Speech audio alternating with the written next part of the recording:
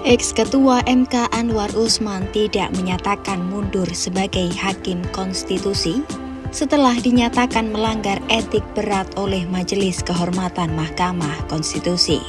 Dalam pernyataan resminya pada Rabu 8 November 2023, Anwar Usman justru menyatakan dirinya menjadi korban fitnah.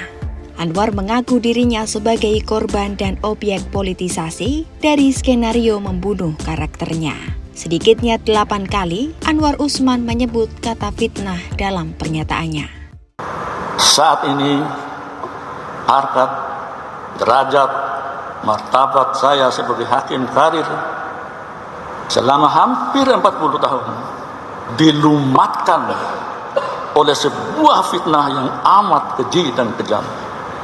Tetapi saya tidak pernah berkecil hati dan pantang mundur dalam menegakkan hukum dan keadilan di negara tercinta.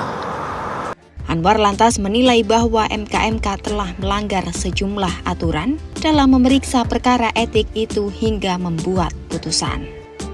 Tidak hanya itu, Anwar juga mempertanyakan definisi konflik kepentingan yang disematkan pada dirinya selaku ipar Presiden Joko Widodo.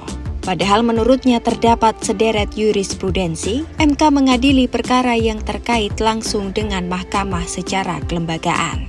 Meski tak menyatakan mundur sebagai hakim MK, Anwar menegaskan pemberhentian dari jabatan ketua MK yang dilakukan oleh MK tidak sedikit pun membebani dirinya.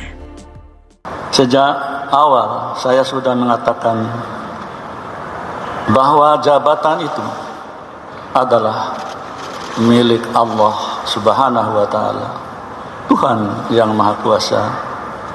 Sehingga pemberhentian saya sebagai Ketua Mahkamah Konstitusi tidak sedikit pun membebani diri saya.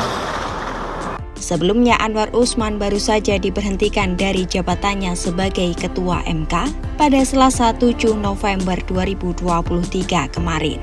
Hal itu dilakukan usai Anwar terbukti melakukan pelanggaran berat terhadap kode etik terkait uji materi batas usia minimum Capres-Cawapres. MK menyatakan Anwar terbukti melakukan pelanggaran berat terhadap kode etik dan perilaku hakim konstitusi. Hal itu sebagaimana tertuang dalam Sabta Karsa Utama prinsip ketidakberpihakan, prinsip integritas kecakapan dan kesetaraan, independensi kepantasan dan kesopanan. Untuk pelanggaran ini, Anwar tidak berhak untuk mencalonkan diri atau dicalonkan sebagai pimpinan MK sampai masa jabatannya sebagai hakim konstitusi berakhir.